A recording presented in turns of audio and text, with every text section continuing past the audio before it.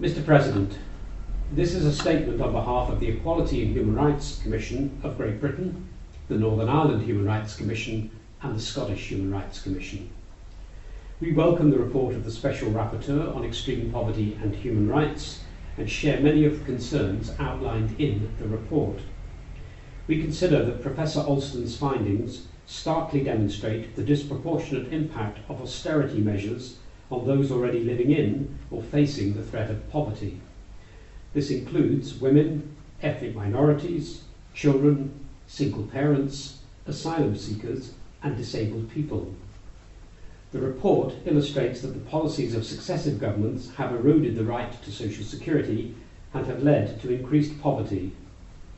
Professor Alston also notes that increasing use of food banks and rising levels of homelessness have resulted from social security policies such as benefit sanctioning and the transition to universal credit. This is in breach of the human right to an adequate standard of living as per Article 11(1) of the International Covenant on Economic, Social and Cultural Rights. The sanctions regime has been a constant source of concern to the three commissions and contributed to the 2017 findings of the UN Committee on the Rights of People with Disabilities, which described grave and systematic violations of the rights of persons with disabilities. The Commissions of Northern Ireland and Scotland particularly welcome the attempts of devolved administrations to mitigate the worst effects of social security reforms. However, these ad hoc measures cannot and do not fully address all of the issues, particularly in the long term.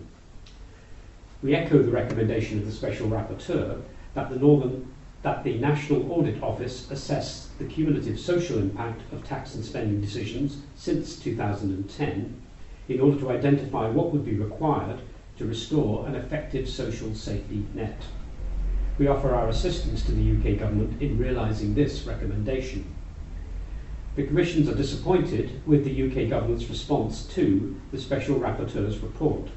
We urge the UK Government to review its welfare and spending policies to ensure the most significant impacts are not felt most by those they are designed to support, and to work constructively with all stakeholders, including the UK's national human rights institutions, in order to improve the protection of economic and social rights in the UK. Thank you, Mr. President.